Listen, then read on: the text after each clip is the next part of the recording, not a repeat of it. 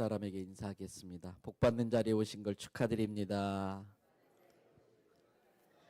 하나님께 복 많이 받아서 복 나누어 주는 인생을 삽시다. 있는 곳에서 축복의 통로가 됩시다. 있는 곳에서 예수님 보여주며 삽시다. 우리의 삶이 걸어다니는 전도지가 되게 합시다. 올해가 가기 전에 한 성도가 한 영혼을 주께로 인도합시다. 할렐루야. 여러분들의 그 축복과 다짐대로 될 줄 믿습니다. 이 시간에 한 번 더 기도하려고 합니다. 예수 믿는 사람들이 매일 하루를 시작하면서 반드시 기도해야 될 게 두 가지가 있습니다. 첫째는 나라와 민족을 위해서 기도하셔야 됩니다. 저 북녘 땅을 위해서 기도해야 됩니다. 정치적인 입장이 어떻든 간에 모든 권세는 하나님이 세우신 것이기 때문에 성도는 위에 권세 있는 자들을 위해서 기도해야 그 삶이 평안하다라고 성경에 이야기가 되어져 있습니다. 그래서 나라와 민족을 위해서 특별히 북한 지하교 성도들과 북녘 동포들이 빨리 거기서 노임받고 통일로 노임받고 마음껏 예배드릴 수 있게 해달라고 또 국회의원들, 국무위원들, 대통령 위에 권세 잡은 자들을 위해서 기도하셔야 됩니다. 두 번째 반드시 기도해야 될 것은 우리 임재규 목사님과 사모님과 자녀들을 예수님의 보혈로 덮는 기도를 꼭 하셔야 됩니다. 왜냐하면 옛날 무협지 같은 삼국지나 그런 걸 보면은 전쟁을 하러 나가요. 그러면 대장이 장군이 말을 타고 앞에 가고 쫄병들이 잔뜩 몰려가잖아요. 그럼 벌판에서 양쪽에 장수들이 가서 이렇게 대결을 벌려요.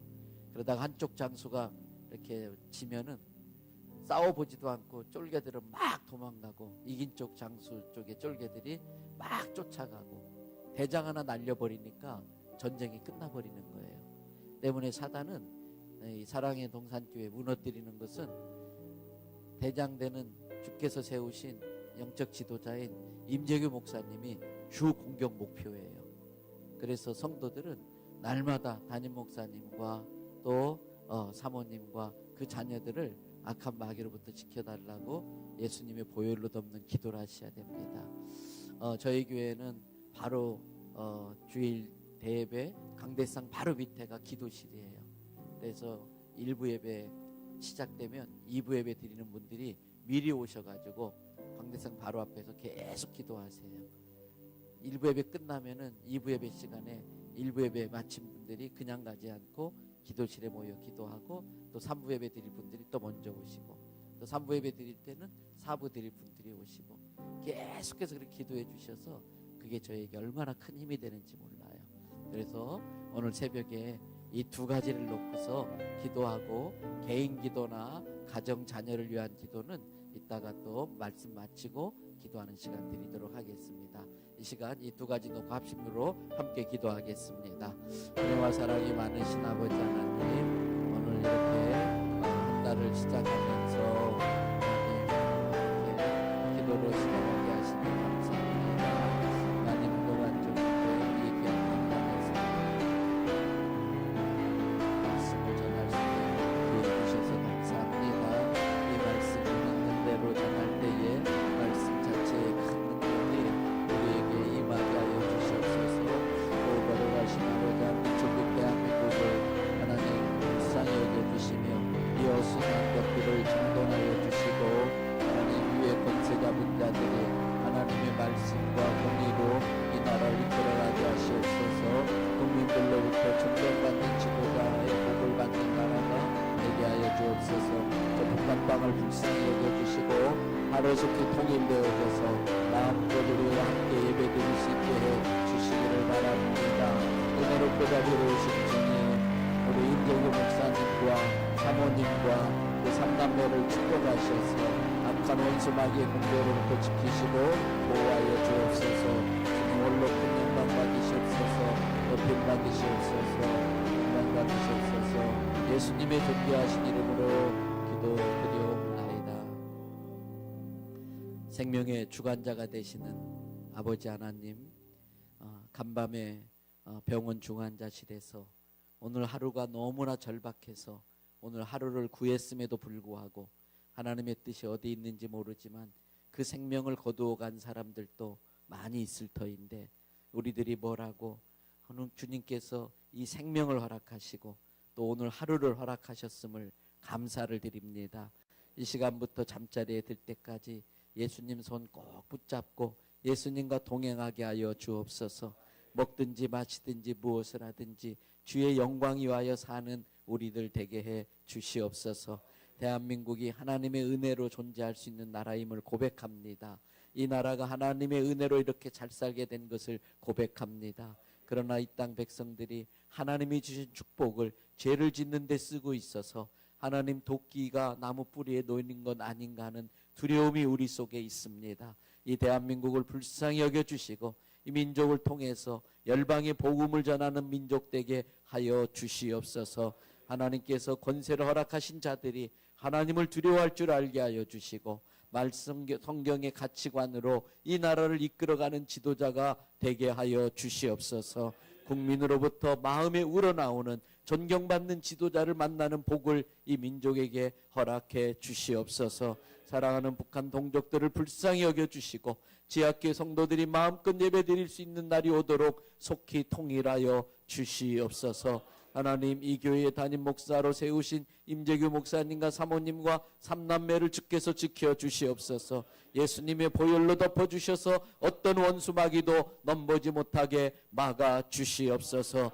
이 시간에 우리 성도들이 이 새벽에 주께 나왔습니다. 하나님, 나오기 어려운 시간에 나왔사오니 하나님 우리의 그 마음을 아실 줄 믿습니다. 들어주시고 응답하여 주시옵소서. 오늘 새벽에 죽을 자가 살아나게 하시며 암한 자가 고쳐지게 하여 주시고 가정의 모든 우한 질고가 떠나게 하여 주시옵소서.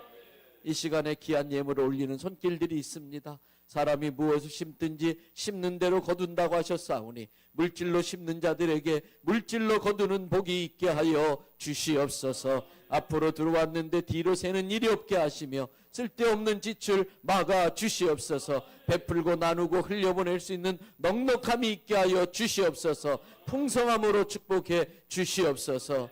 주실 은혜 감사드리오며 예수님 존귀하신 이름으로 기도드리옵나이다. 아멘. 할렐루야. 오늘도 저와 여러분의 가정, 자녀 그리고 하는 모든 일들마다 하나님의 돕는 손길로 함께 하시길 주님의 이름으로 축복합니다. 여러분, 새벽에 홍해가 갈라졌어요. 여리고성이 새벽에 무너졌습니다. 그리고 만나가 새벽에 내렸어요. 예수님이 새벽에 탄생하셨고 새벽에 부활하셨어요. 금식기도, 철야기도, 새벽기도는 기도응답이 잘 돼요. 왜요? 금식이 힘드니까, 철야가 쉽지 않으니까, 이 새벽에 나오는 게 참 힘드니까 내 사랑하는 자녀들이 뭐가 힘들면 저렇게 밥도 굶어가며 나한테 울부짖나, 뭐가 힘들면 저렇게 잠도 못 자면서 밤을 새가며 기도하나, 얼마나 간절하면 이 새벽같이 나와서 기도하나. 하나님이 그 마음을 아시거든요. 그래서 저는 이 새벽에 주시는 새벽 기도를 통해서만 얻을 수 있는 축복과 은혜가 있는 줄 믿습니다. 교회 다니는 분들에게 좋아하는 성경 구절이 뭡니까 물어보면 신약에서는 요한복음 3장 16절 제일 좋아한다고 그래요. 하나님이 세상을 이처럼 사랑하사 독생자를 주셨으니 이는 그를 믿는 자마다 멸망하지 않고 영생을 얻게 하려. 참 좋아하세요. 구약에서 좋아하는 성경이 어디입니까 물어보면 많은 분들이 시편 1편 복 있는 사람은 죄인의 길에 서지 아니하고 악인의 자리에 앉지 않고 오만한 자, 이 말씀과 그리고 오늘 본문인 시편 23편이에요. 시편 23편을 왜 좋아할까 생각해 봤어요. 아마 2절 때문인 것 같아요. 2절 말씀 올려주시고 우리 함께 한번 읽어볼까요? 그가 나를 푸른 풀밭에 누이시며 실만한 물가로 인도하시는도다. 아주 파란 풀밭에 파란 하늘에 하얀 양들이 풀을 뜯고 있어요. 얼마나 멋져요. 옆에서 시냇물이 절절절절절 이렇게 흘러가요. 얼마나 평화로워요. 거꾸로 이야기한다면 우리들의 삶이 너무 고달픈 거예요. 너무 바쁘고 분주하고 너무 힘든 거예요. 그래서 그렇게 평화로운 분위기에서 좀 쉬고 싶은 마음이 누구에게나 로망처럼 있어요. 그래서 아마 시편 23편을 좋아하는 것 같습니다. 그런데 아십니까? 이 시편은 다윗이 썼어요. 그런데 다윗이 23편을 언제 썼느냐? 언제 이렇게 신앙 고백했느냐? 다윗의 인생이 아주 평화로울 때가 아니라 다윗의 인생에 가장 끔찍하게 고통스러울 때.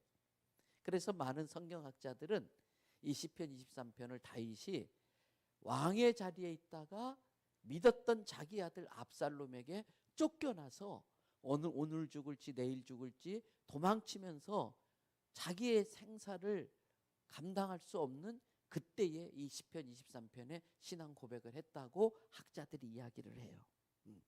여러분, 어려운 사람은 더 어려워져도 버틸만 해요. 내성이 생겨서. 그런데 최고의 자리에 있다가 밑바닥에 떨어진 사람은 그 어려움이 너무 고통스러운 거예요. 다윗은 바로 어제까지만 해도 왕의 자리에 있었어요. 그런데 하루아침에 그 자리에 쫓겨나가지고 밑바닥에 하루하루 그냥 목숨 겨우 부지하면서 도망치며 살고 있는 그 상황이에요. 그런데 어떻게 이 신앙 고백을 할 수 있었을까? 여러분, 사람이 죽을 때가 되면 살아온 인생이 주마등처럼 지나간다고 그러잖아요. 아마 다윗도 언제 죽을지 모르니까 쭉 자기 인생을 돌아봤을 것 같아요. 그럴 때에 어릴 적 아름다운 추억이 떠올랐는데 아버지 심부름으로 처음으로 양을 치러 나갔던 그 시절이 떠올랐을 것 같아요. 여러분, 양들이 대책 없는 짐승이에요. 발이 빠른 것도 아닙니다. 공격할 무기도 있는 것이 아닙니다. 방어할 어떤 뚜렷한 수단이 있는 것도 아닙니다. 덩치에 비해서 다리가 짧아가지고 한번 넘어지면 일어나지도 못하고 버둥버둥거리고 있어요. 또 양은 눈이 나쁘기로 시력이 안 좋기로 아주 유명합니다. 그래서 성지순례에 가보시면은 이스라엘 산이 동글동글 테두리가 많이 쳐져 있는데 멀리서 보면 저게 뭔가 싶은데 양들이 지나간 자리예요. 그래서 바로 앞에 양 엉덩이를 보고 따라가지 않으면 이 양은 금방 길을 잃어버려요. 그래서 성경에 길 잃어버린 양의 비유가 예수님이 많이 드신 이유가 바로 그런 것 때문이에요. 한마디로 양은 대책 없는 짐승이에요. 근데 이 양들이 푸른 풀밭에 아무 걱정 없이 풀 뜯어요. 물가에서 편안하게 물 마셔요. 여러분, 양은 그럴 수가 없는 거예요. 네. 물 한 번 먹을래도요, 이리저리 막 살피면서 자기를 잡아먹는 맹수가 없다는 걸 확인하고 겨우 가서 물 한 번 먹으려고 하는데 물속에서 악어가 확 튀어나와서 물고 들어가요. 물 한 모금도 편히 마시지 못하는 주제가 양이라는 거예요. 그런데 다윗이 가만히 생각해 보니까 지금 자기가 그렇게 양처럼 대책 없는 인생을 살고 있는 거예요. 그런데 그 양들이 아무 걱정 없이 그렇게 편안히 풀 뜯고 물 마시고 했잖아요. 어떻게 그럴 수 있었던가? 처음에 다윗이 양을 치러 나갔는데 양 치는 게 뭔지를 몰랐어요. 그래서 언덕 위에 넓은 바위에다가 도시락 까놓고 비파와 수금을 타면서 하나님 찬양하고 있는데 갑자기 양들이 맴매 그러면서 난리가 났어요. 무슨 일이지? 늑대가 나타나서 양을 물고 가는 거예요. 이놈의 늑대 쫓아갔는데 이미 상황 끝. 그 다음 날도 어쩌다 그런 일이 있었겠지. 또 언덕에서 도시락 까놓고 비파와 수금을 트고 있는데 또 양들이 난리 났어요. 또 물고 가는 거예요. 셋째 날 약이 올라가지고요. 도시락이 뭐고 어디 있어요. 이만한 돌멩이 하나 갖다 놓고 이놈의 늑대 새끼 나타나기만 해봐라. 아니나 다를까 딱 그 시간에 그쪽에서 늑대가 나오는 거예요. 그래서 이 돌을 던졌어요. 돌이 휙 날아가더니 양 눈탱이 맞아버렸어요. 양 뒷다리 맞아버렸어요. 여러분, 얼마나 약이 올라요. 그 다음 날 이제 또 돌을 종류별로 갖다 놨어요. 조그만 돌 돌렸더니 멀리 날아가는데 힘이 없어. 큰 돌 돌렸더니 힘은 좋은데 멀리 못 날아가. 몇 번 던지다 보니까 야, 이 정도 돌이면 되겠구나. 딱 돌을 몇 개 준비한 거예요.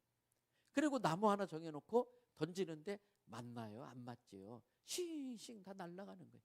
그래도 계속 던졌더니 어느 날부터 딱딱 맞는 거예요. 일컬어 생활의 달인이 된 거예요.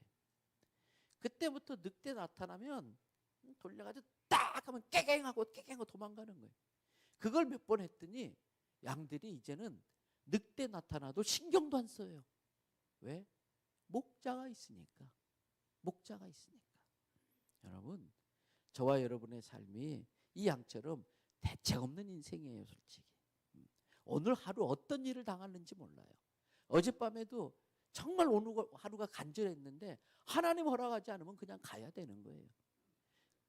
그럼에도 불구하고 오늘 시편 23편 1절의 고백이 있다면 주께서 우리의 목자가 돼서 우리를 책임져 주실 줄 믿습니다. 그게 우리의 믿음인 거예요. 시편 23편 1절 다 같이 고백하겠습니다. 여호와는 나의 목자시니 내게 부족함이 없으리로다. 그런데 여러분, 순서가 중요해요. 제가 이제 일반 대학을 다니다가 가정에 이런저런 일들이 있어가지고 이제 목사가 되겠다고 학교를 그만두고 이제 막 청년 시절에 제일 뜨거웠던 시절에 신학대학교 편입시험 준비하느라고. 그래서 그때는 금요 철야를 매일 했잖아요. 매주마다 했잖아요. 요즘은 이제 진짜 철야는 아니고 짝퉁 철야, 심야 기도회라 가지고 모이는 데가 있는데, 그 전에 저희들 때는 저녁 10시부터 새벽 5시까지 꼬박 철야했잖아요. 새벽 2, 3시쯤 되면 정신이 알딸딸해져요. 그래서 저랑 제 후배, 지금 장로교에서 목회하는 여성민 목사라고 있어요. 그 친구랑 같이 야, 우리 정신 차리고 또 찬양하면서 기도하자. 그러면서 그때 찬송을 불렀는데 부르면서도 뭔가 이상하긴 했었어요. 그때 제가 부른 찬송이 이거예요. 나는 주를 기르시는 목자요, 주는 나의 귀한 어린 양. 주님이 나의 귀한 어린 양이 되어 있더라고요. 내 인생도 힘든데 주님까지 내가 기르려니까 얼마나 힘들겠어요. 정신 안 차리면은 시편 23편 1절 말씀을 뒤집어서 읽어요. 내게 부족함이 없으므로 여호와는 나의 목자시로다. 아멘 하면 안 되지요. 부족함이 없게 하면 나의 목자이고, 부족하면 하나님 살아계신가? 삶에 어려운 일이 있으면 하나님 나를 정말 책임져 주시나 의심이 드는 거예요. 아니에요. 수학에서 상수와 변수가 있어요. 상수는 어떤 경우도 그 값이 변하지 않는 절대값이 있는 숫자가 상수예요. 변수는 상수의 크기에 따라 달라지는 게 변수예요. 사업이 잘 되든 잘못되든 몸이 아프든 건강하든 상관없이 여호와는 여전히 그럼에도 불구하고 그리 아니하실지라도 여호와는 나의 목자이십니다. 이게 상수예요. 그럴 때에 그 믿음이 있는 사람에게 주시는 복 중에 하나가 내 인생에 부족함이 없게 해주시는 거예요. 어제 저녁에 드린 말씀처럼 여호와의 이레의 복을 내게 허락하시는 줄 믿습니다.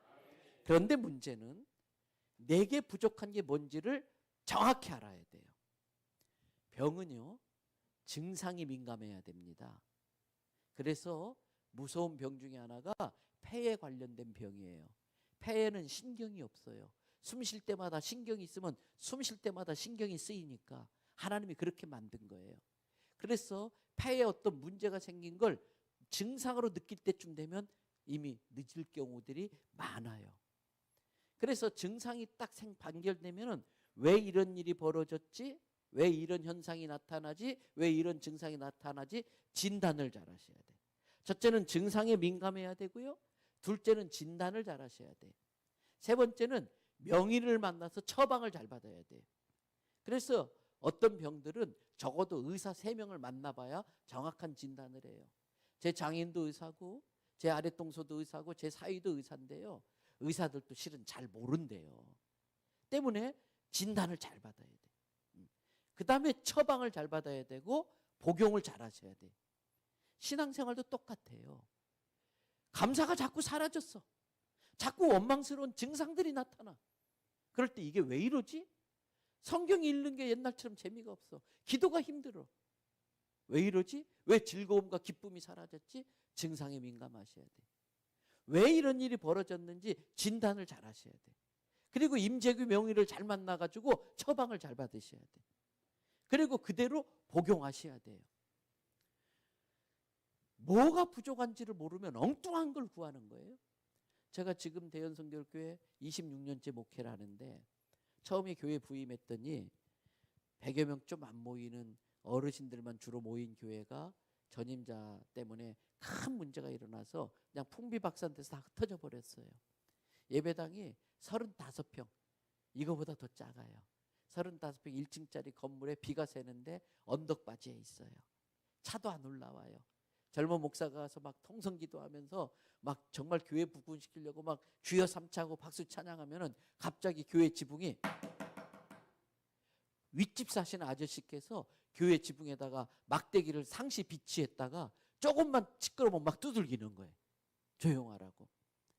그래서 우리 권사님들 한 분 한 분 설득했어요. 이마가 까지도록 세숫다리에 모래 담아가지고 언덕에다 지은 교회지만 여기는 웬만해서 부흥하기 힘들 것 같습니다. 언덕 밑으로 내려갑시다. 그래서 차가 들어오는 언덕 밑에 이면도로에 상가를 60평을 빌렸어요. 2층 빌려서 조금 부흥하면 3층 빌리고 4층 빌리고 5층 빌리고.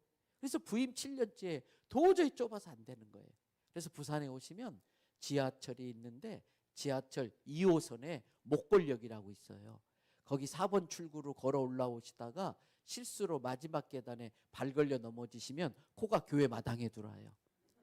부산처럼 불도가 센 도시일수록 교회가 대로변으로 가야 된다는 생각에 바로 그 지하철 입구에 남구청 앞에다가 남구청을 다 가릴 정도로 지하 2층 지상 8층으로 9층 옥상에다 골프장 그물 씌워가지고 풋살 경기장 만들고 8층에 농구장 있고 뭐 탁구대, 당구대, 포켓볼, 뭐 카페 이렇게 교회를 잘 지었어요. 저는 교회 지으면 끝나는 줄 알았는데 이걸 채워야 되더라고요. 그리고 전에 삼각교회 있을 때는 전기세가 50만 원이 됐는데 새 건물 들어가니까 한 달에 전기세가 500만 원이 나오는 거예요.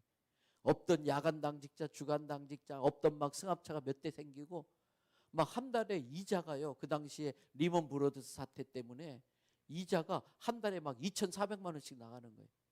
이자 낼 날이 막 눈 감았다 뜨면 또 이자 낼 날, 이자 낼 날. 감당이 안 되는 거예요. 그러니까 새벽마다 제가 뭘 기도했느냐. 하나님, 돈 많은 사람 좀 보내주세요. 부자 성도 보내주세요. 세상에서 잘 나가는 사람들 보내주세요. 그리고 이 성도들이 헌금할 수 있는데 안 하는 것 같아. 가지고 막 왜 헌금 안 하냐고 막 미운 거예요. 미운 거예요. 근데 어느 날 새벽에 기도하는데 성령님이 그러시더라고요. 야, 임 목사야. 네가 정말 부족한 게 돈이냐? 네가 정말 부족한 게 돈 많은 성도냐? 딱 물어보시는데 제가 분명히 예배당 건축 시작할 때는 기도 응답받고 시작한 거거든요. 그 몇 명 안 되는 성도 가지고 그 75억짜리 건물을 그 당시에는 꽤 20년 전이니까 75억이 대단한 거거든요. 그걸 지어내는 게 그냥 시작했겠어요? 기도 응답받고 시작했는데 당장 눈앞에 막 이자 낼 날이 이렇게 쫓기고 그러다 보니까 이 믿음이 그냥 흐트러져 버린 거예요. 믿음이 쪼그라들어 버린 거예요. 그날 새벽에 제가 엄청 회개했어요. 그러다 보니까 성도들에 대해서 원망이 생기고 사랑이 사라지고 감사가 사라지고 정말 제게 부족한 건 돈이 아니었었어요. 정말 제게 부족한 건 믿음이었고 정말 제게 부족한 건 감사였었고 정말 제게 부족한 건 사랑이었어요. 그날 새벽에 회개하고 하나님 저에게 큰 믿음을 주십시오. 다시 믿음이 살아나게 해주십시오. 막 기도했는데 놀랍게도요. 기도하는 족족 믿음이 쑥쑥쑥 막 커지는 거예요. 성도들을 보는데 저렇게 어려운데 이 건축 부채 갚으려고 저렇게 헌금하고 자기 쓸 거 쓰지 않고 너무 고마운 거예요. 이뻐 죽겠는 거예요. 그 전날까지만 해도 미워 죽겠는데 막 제가 막 은혜 받고 막 사랑이 충만해지니까 이뻐 죽겠는 거예요. 막 감사가 나오는 거예요.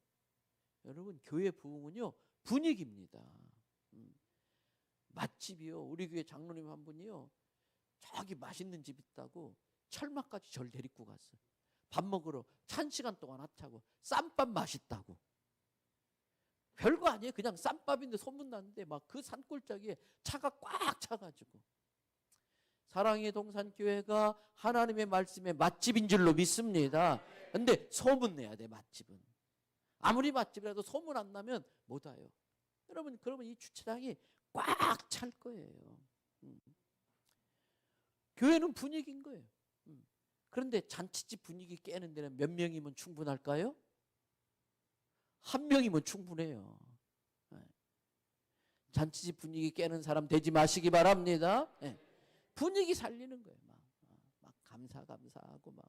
그러니까 분위기가 좋아지니까 교회에 어려운 일이 생겨서 부득이하게 옮겨야 될 분들이 돌다 저희 교회 오면 맛집인 걸 알고 정착하는데, 이 장로교에서 오신 분들은 훈련이 잘 돼가지고 1년 동안 11조 안 했던 걸 한꺼번에 하시더라고요.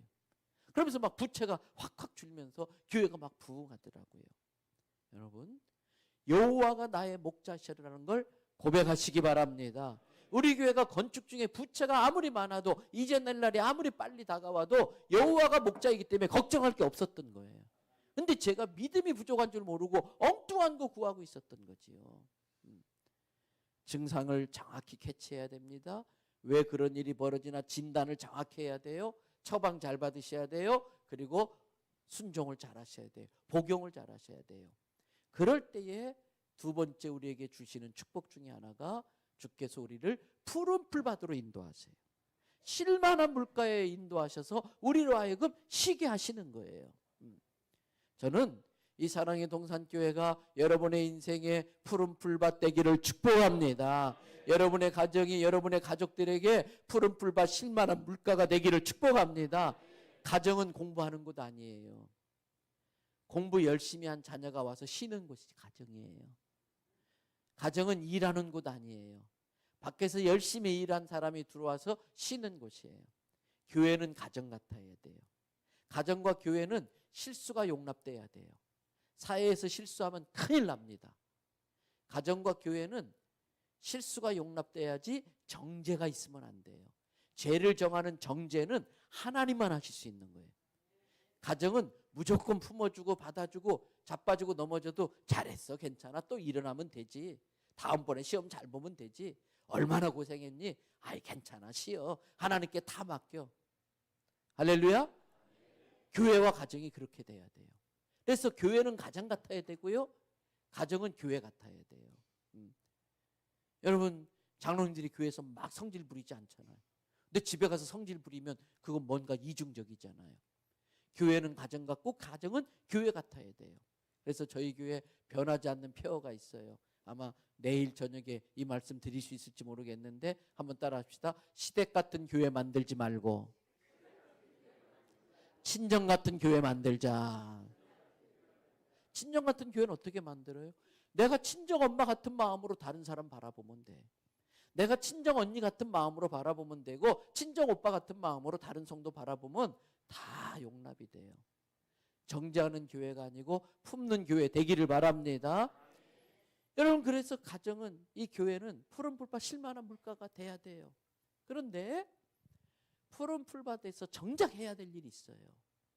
어느 날 제가 너무 힘든 거예요. 설교가 안 되고 까칠해지고, 왜 이러지? 왜 이러지? 왜 이런 현상이 나타나지? 진단을 해봤어요. 제가 이 말씀을 설교에 이용하는데 먹진 않은 거예요. 설교에 참고하는데 정작 저 자신은 이 말씀을 먹지 않고 살았던 거예요. 그러다 보니까 영혼이 말라가기 시작한 거예요. 영혼이 삐쩍삐쩍 말라가는 거예요. 신앙생활에 절대 진리가 있습니다. 영혼이 잘 돼야 범사가 잘 되고 육체가 강건해지는 거예요. 우리는 거꾸로 해요.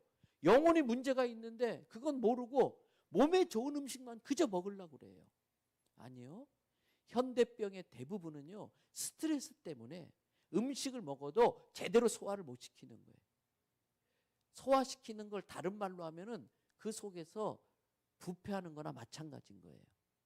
제대로 생리적인 작용이 안 되면, 속에서 부패하면 염증 물질이 생성돼서 이 혈관으로 다 이게 타고 들어가서 온몸을 돌다가 걸리면 거기가 무슨 염 염증이 생기는 거예요. 여러분, 스트레스 받으면 긴장하잖아요. 몸이 굳잖아요. 똑같이 우리의 내장 근육도 스트레스 받으면 긴장하는 거예요. 그러면 소화 기능이 안 되면 거기서 부패가 시작되는 거예요. 왜 스트레스 받습니까? 영혼에 문제가 생긴 거예요. 믿음이 없으니까 불안한 거예요. 두려운 거예요. 그러다 보니까 막 긴장하게 되고 짜증나고, 아무리 좋은 음식 먹어도 이게 들어가서 제대로 소화가 안 되니까 문제가 되는 거잖아요. 때문에 하나님께 모든 걸 맡기는 믿음으로 말미암아 영혼이 잘 되면 뭘 먹어도 맛있는 거예요. 뭘 해도 감사한 거예요. 사랑하는 자에게 잠을 주신다. 이건 예배 시간에 적용되는 구절이 아니에요. 하나님께 모든 걸 맡기는 믿음이 있는 자를 하나님이 사랑하셔요. 모든 걸 맡겼기 때문에 최선을 다하고 나머지는 하나님 알아서 하이소. 난 모르겠습니다. 잠이나 잘 납니다. 푹 자버리는 거예요. 그러니까 짧은 시간이라도, 여러분 어제 저녁 집회 나오고 오늘 새벽에 나오니까 짧은 시간 잠이라도요, 잠의 질이 중요한 거예요. 시간이 중요한 게 아니에요. 우리 임 목사님이나 저나 거의 대부분 4시간 이상 못 잡니다. 평생을 그렇게 살아요. 오늘 또 제가 이 집회 나오면 긴장해가지고 한 4번은 깬 것 같아요. 놀래가지고 딱 깼더니 3시 반이더라고. 그리고 누워도 잘라고 해도 또 늦잠, 알람 소리 못 들으면 어떡하지? 계속. 그런데 주님께 다 맡겨버리면 에라 모르겠다. 그래서 그게 사랑하는 자에게 잠을 주시는 거예요. 때문에 여러분, 푸른 풀밭에서 쉬는 것도 있지만 정작 푸른 풀밭에서 해야 되는 건 풀을 뜯어 먹어야 돼요. 말씀을 이용하거나 남용하거나 오용하거나 악용하시면 안 돼. 말씀은 잡수셔야 돼. 그러면 말씀을 잡수면 어떤 일이 벌어지는가? 3절 말씀 보세요. 3절 말씀 다 같이 있습니다. 시작.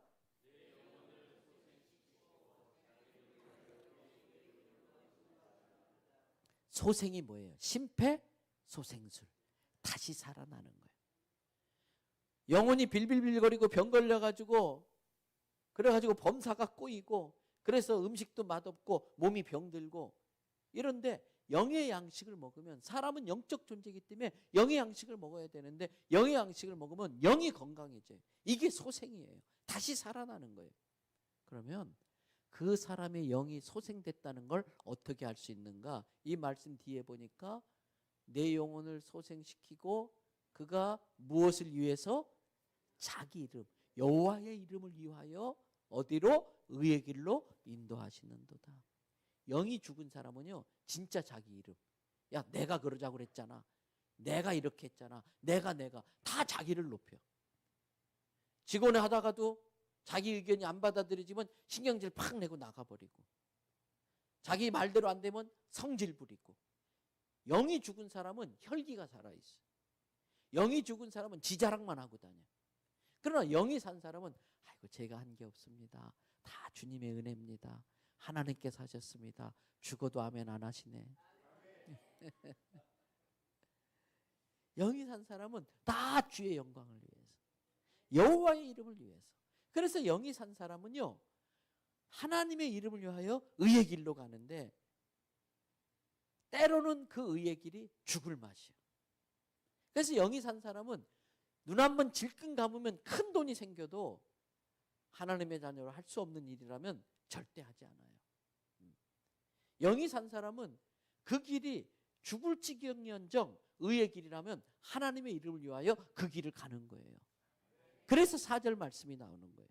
4절 말씀 다 같이. 내가 사망의 음침한 골짜기를 다닐지라도 해받을 것을 두려워하지 않을 것은 주께서 나와 함께 하심이니라. 누가 함께 한다고요? 주께서 함께 하시.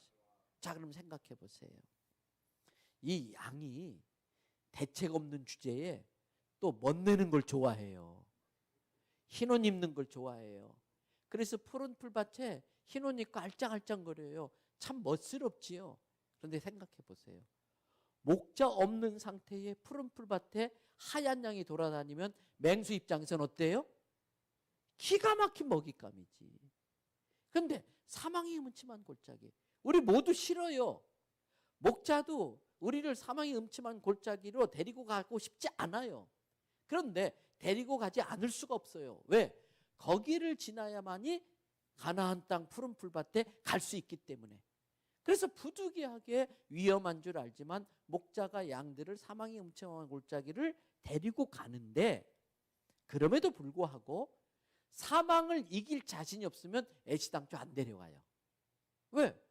아무리 가나안 땅이 있어도 사망의 음침한 골짜기에서 죽어버리면 아무것도 아니잖아.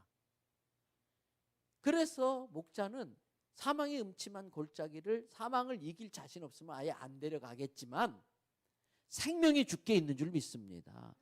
사망을 이길 자신이 있으니까 사망의 위험이 있지만 내가 지키면 되지. 그리고 그래서 데려가는 거예요. 그러면서 동시에 푸른 풀밭에 풀어놨을 때보다도 사망의 음침한 골짜기를 지나갈 때에 목자는 신경을 더 곤두세워요. 푸른 풀밭에 풀어놨을 때보다도 사망의 음침한 골짜기를 지날 때에 목자는 더 양들에게 집중하면서 신경을 쓰는 거예요. 때문에 우리의 기도의 대부분은 하나님, 내 인생에 사망의 음침한 골짜기는 없게 하시고 푸른 풀밭만 있게 해주세요. 이게 우리의 기도의 내용인데 틀렸지요. 목자 없는 푸른 풀밭은 더 위험한 거예요. 사망의 음침한 골짜기라도 목자가 있으면 해받을 걸 두려워할 필요가 없는 줄 믿습니다. 때문에 우리의 기도는 주님, 하나님의 의를 위해서라면 제가 사망의 음침한 골짜기라도 가겠습니다. 그러나 저를 혼자 보내지 마시고 저와 동행하여 주시옵소서.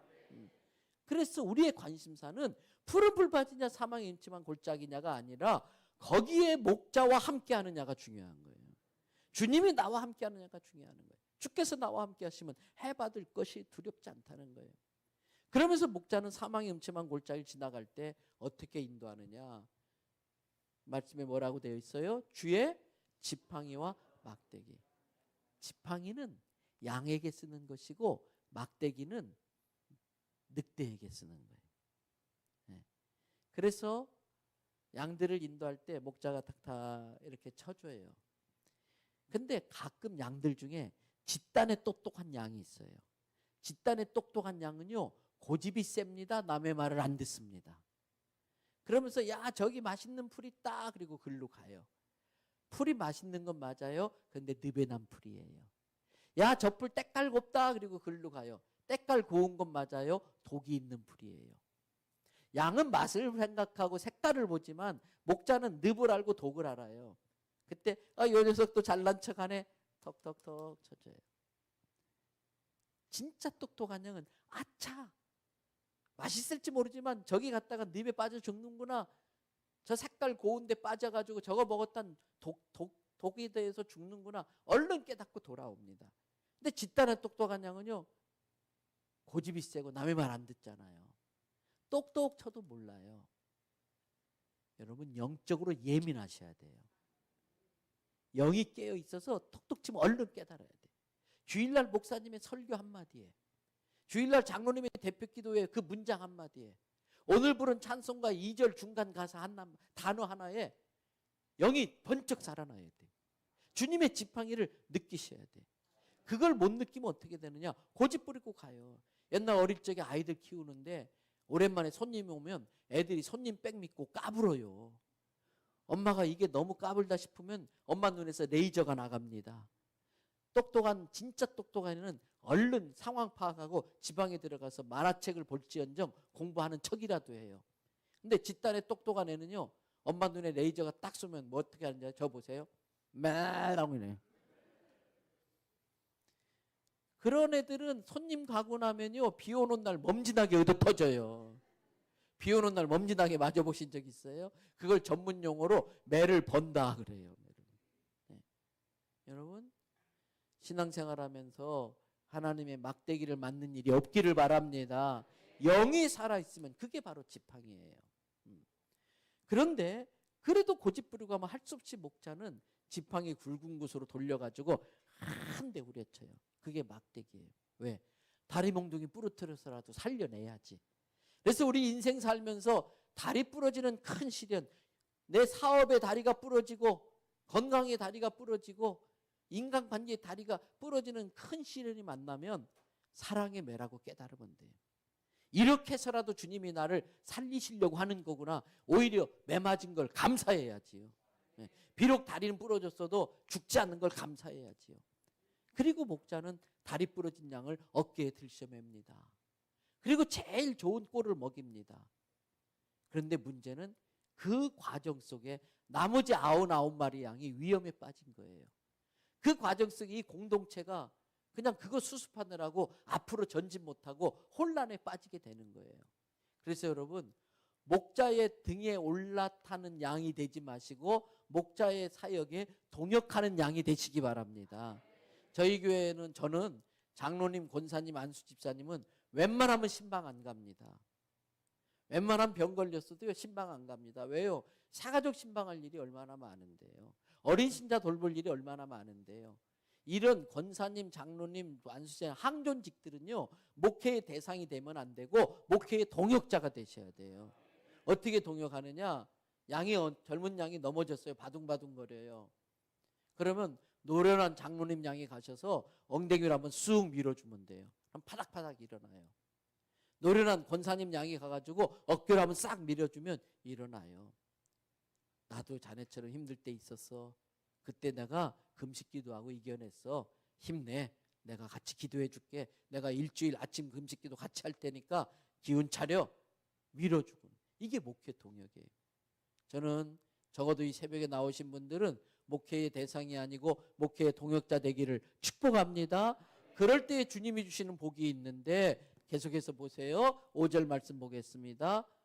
다 같이 주께서 내 원수의 목전에서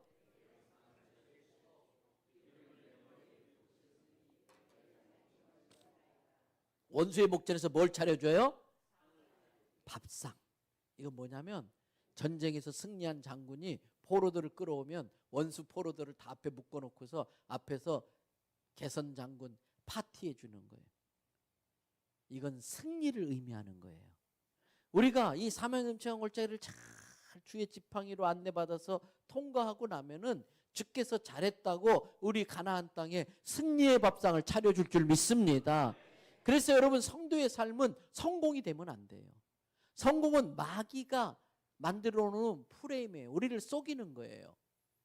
그래서 성공은 마치 어제 저녁 말씀드린 것처럼 무지개 같아요. 잡을만 하니까 쫓아가는 거예요. 그러나 잡히진 않아요, 절대. 아예 안 잡힐 것 같으면 안 속지 않을 텐데 잡힐 듯 하니까 속는 거예요. 그래서 우리 아이들에게 성공을 가르치면 절망만 많아져요. 낙심만 돼요. 왜? 잡을 줄 알았는데 못 잡았으니까. 때문에 그리스도의 삶은 성공이 아닙니다. 성도의 삶은 승리예요. 어떤 승리냐? 적어도 3가지. 나의 죄성과 연약함으로부터의 승리, 마귀의 유혹과 거짓말, 공갈, 협박으로부터의 승리, 나를 절망하게 만드는 어려운 삶의 여건과 미성숙해서 허락도 안 했는데 함부로 내 인생에 들어와서 내 인생에 태클 거는 사람에 대한 승리. 그래서 나의 죄성과 연약함은 성령의 능력으로 이겨내야 되고요. 마귀의 유혹과 공격은 예수 그리스도의 이름으로 대적하여 물리쳐야 되고요.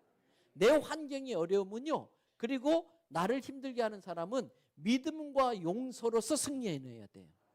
적어도 이 3가지 승리를 통해서 날마다 하나님께 영광 돌리는 삶이 의의 길을 걷는 거예요. 그런 사람이 하나님의 자녀인 거예요. 그래서 그런 사람에게 그러한 삶을 살 수 있도록 하나님이 주시는 복이 있는데 기름 부어주시는 거예요. 성경에서 기름은 적어도 3가지. 첫째는 치유입니다. 그래서 강도 맞는 사람에게 선한 사마리아 사람이 가장 먼저 간 것이 상처에 기름 발랐어요. 감염되지 말라고. 저는 이 사랑의 동산교회 이번 부흥의 기간 동안 주께서 친히 안수하심으로, 목사가 일일이 안수 안 해도요, 오늘 새벽에 주님이 안수하신다는 믿음이 있으면 너의 믿음대로 될지어다. 치유의 역사가 일어나기를 축복합니다. 2번째, 성경에서 기름은 재정입니다. 그래서 이 유대 사람들이 먼 길 여행 때는 엑스트라 버진 최고급 올리브 기름을 가지고 다녀요. 라드 향유를 갖고 다녀요. 그리고 비상시에 그걸 돈으로 바꿔 쓰는 거예요. 여러분, 주께서 이 사랑의 동산교회 성도들에게 재정의 기름 부으심 있기를 축복합니다. 하나님의 일을 하려고 하면 이 기도의 사명, 이 민족을 책임지는 기도의 사명을 감당하겠다고 이렇게 집회를 매일같이 시작하면 많은 재정이 필요하잖아요. 너네 참 할만해. 내가 원하는 일 한다. 그 일 하는데 돈 많이 들지? 그러면서 부의 대이동이 일어나기 시작해요. 분명히 이번 집회 이후에 생각지도 못했던 소득이 생길 줄 믿습니다. 생각지도 못했던 11조 드릴 일이 생겨나는 거예요. 부의 이동이 일어나야 돼요. 안 되던 막 계약이 이루어져야 되고요. 못 받았던 부채가 돌아오게 되고요. 그 재정의 기름 부으심이 있어야 돼요. 그 다음에 세 번째 성령은 말할 것도 없이 성경에서 기름은 성령의 기름이에요. 신앙은 영적 행위이기 때문에 절대 성령의 능력이 아니고는 감당할 수가 없는 거예요. 그래서 우리에게 신앙생활에 정말 필요한 건 성령 충만이에요. 그래서 성령의 임재는 한 번이지만 성령의 충만은 지속적이어야 돼요. 그래서 이 제단은 마치 영적인 주유소 같은 거예요. 아무리 좋은 차도 달리다가 기름 떨어지면 서버려요.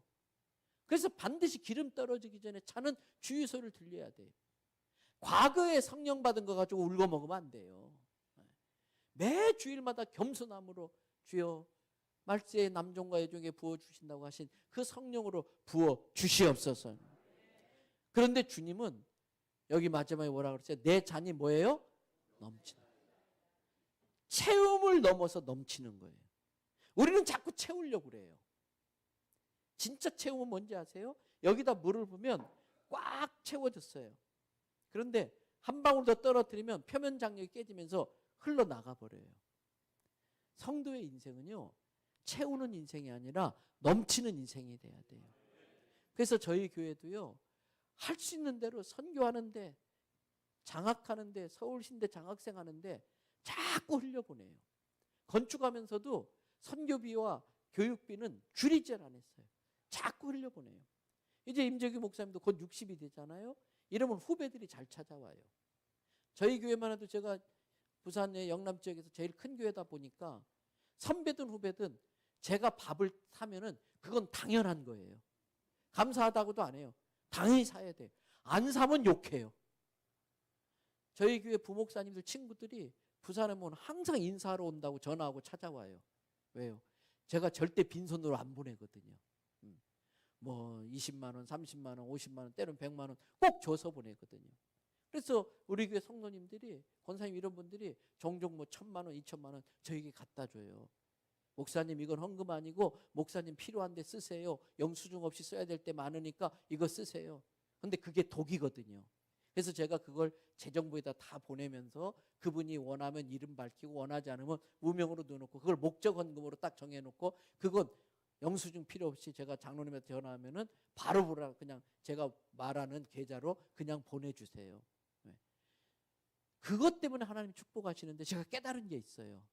흘려보내는 것도 11조 원리로 축복하시더라고요. 그래서 하나 흘려보냈는데 10개 채워주시더라고요. 저는 이 사랑의 동산교회가 이번에 시작된 이 기도원 같은 교회예요. 교회의 사명. 이걸 감당할 때에 하나님이 부의 대이동을 일으키셔서 잔이 넘치는 은혜가 있을 줄 믿습니다. 기도를 흘려보내야 돼. 민족 전체를 커버할 수 있는 기도를 흘려보내는데 많은 재정이 필요하니까 부의 이동이 일어나는 거예요. 마지막 시간 다 됐기 때문에 하나만 짧게 살핍니다. 6절 말씀 다 같이 있습니다. 내 평생에 선하심과 인자하심이 나를 나르니 내가 여호와의 집에 영원히 거하리라. 여기서 평생이란 단어가 중요해요. 하나님이 주시는 복은 리미트가 없어요. 유효기간이 없어요. 여러분 주님 앞에 서는 그날까지 내 잔이 넘치는 하나님의 복이 따라다니기를 축복합니다. 그런데 궁극적으로 우리의 소망은 여호와의 집에 있어야 돼요. 천국이 있어야 돼요. 그러면서 우리는 이 땅에서도 천국을 누리며 살아야 돼요. 왜? 예수님께서 뭐라고 그랬어요? 천국이 여기 있다 저기 있다 하지 마라. 천국은 어디 있다? 너희 안에 있느니라. 그 천국은 어떻게 이루어집니까? 여호와가 나의 목자입니다. 이 믿음이 있는 자만이 마음의 천국을 누리며 사는 거예요. 그리고 그 사람만이 천국의 맛을 봤기 때문에 진짜 천국은 어떨까? 진짜 천국을 사모하는 마음이 생기는 거예요. 그게 바로 내가 여호와의 집에 영원히 거하리로다의 의미인 것입니다. 지금 5시 51분입니다. 교회 차량은 6시 1분에 출발을 할 겁니다. 이 시간에 기도하는데 이제 제가 우리 목사님 보고 신디도 하지 말고 마이크도 잡지 말고 그냥 기도하는데 자기 기도 충분히 하시고 마지막엔 주기도문하고 그냥 마무리하고 가시면 돼요. 그래서 적어도 10분 이상 오늘 말씀 붙들고 하는데 시편 23 다 외우잖아요. 여호와가 나의 목자인가 아닌가, 진단을 잘해야 돼요. 또 영의 양식을 먹어야 돼요.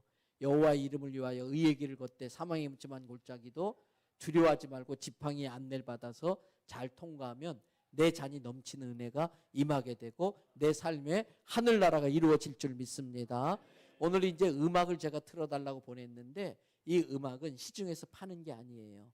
많은 경우에 반주하고 마이크 잡고 기도하다 보니까 인도자가 기도 끝나면 다 끝나버리더라고. 그래서 이 음악을 우리 반주하는 분도 집중적으로 기도해야 되니까 이 음악은 시중에서 파는 게 아니고 뉴욕에서 어떤 반주자가 오르가니스트가 은혜 받고 1시간 동안 울면서 녹음한 걸 제가 어떻게 구해가지고 기도 중에 트는데 감사한 거는 어떤 음악들은 기도를 방해하는데 이건 아무리 크게 틀어도 기도에 방해가 안 되더라고요. 그래서 제가 이 음악을 틀어드릴 것이고요. 그래서 마음껏 기도하시다가 마지막에 주기도문을 각자 가시고 버스는 6시 1분에 출발하는 걸로 이렇게 교회 차량하겠습니다. 몸이 불편한 분 외에는 자리에서 다 일어나시겠습니다. 몸이 불편한 분 안 일어나도 됩니다. 이 서서 기도하다가 다리 아프시면 앉으시고요. 하나님 내 손 붙잡아 주십시오. 두 손 높이 들고 이렇게 기도하다가 팔 아프면 팔 내리셔도 됩니다. 불 다 꺼주세요. 기도불만 켜놓으시고요. 우리 보고 싶은 주님 불러도 불러보고 싶은 주님의 이름 우리 주여 3번 크게 부르짖고 합심하여 기도합니다. 주여 주여 주여. 은혜로우신 아버지 하나님 이 시간에 우리 사랑의 동산교회에서 함께 기도하려고 합니다. 이 시간 우리 성령님 우리 가운데 함께하여 주셔서 하나님 우리의 기도를 이끌어 주시옵소서.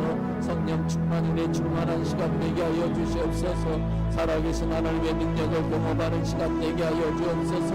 아버지 하나님이여 우리에게 약속의 말씀 주셨사오니 그 약속의 말씀을 듣고 기도할 때에 하나님 우리 삶의 주의 놀라운 은혜가 임하게 하여 주시기를 바랍니다.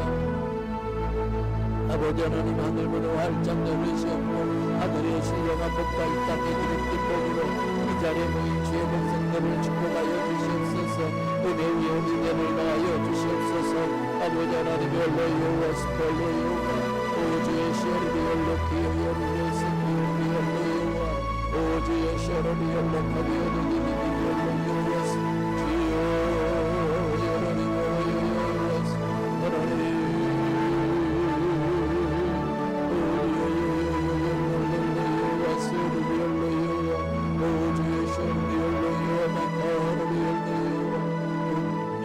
스스로 열려요 스카로리오도 별로요 오주의 시카로리오도 별로요 너희가 내 안에 가면 너희 너희에 가면 무엇이든지 원하는 일을 하면 나이다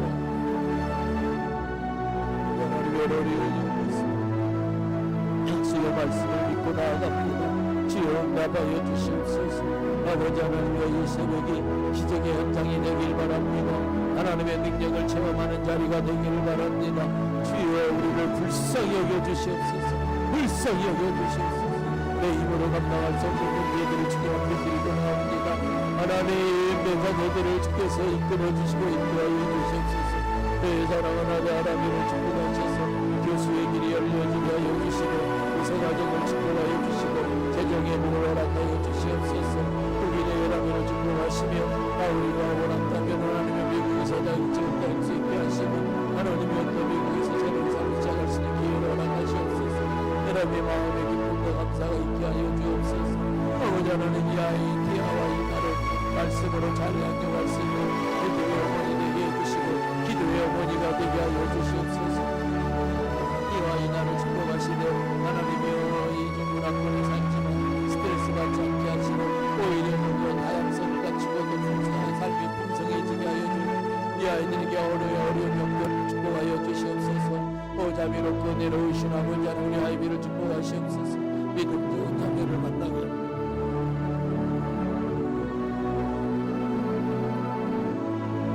하나님의 성격과 성품을 잘 이해하고 아버지 하나님이여 이 아이여 하루가 잘 맞출 수 있는 귀한 배우자를 만날 수 있도록 도우시옵소서. 하경이 하나님이여 저는 신순장에 모르겠습니다. 국민대학교 건축평가를 하게 됐는데 공부한다는 어렵잖은 격려하는 마음이 있습니다. 그러나 주님 저희 실수로 사용하시는 줄 믿습니다. 주께서 이 아이를 축복하시고 이끌어 주시옵소서. 하나님 이 아이들을 통하여 영광받으시고 하나님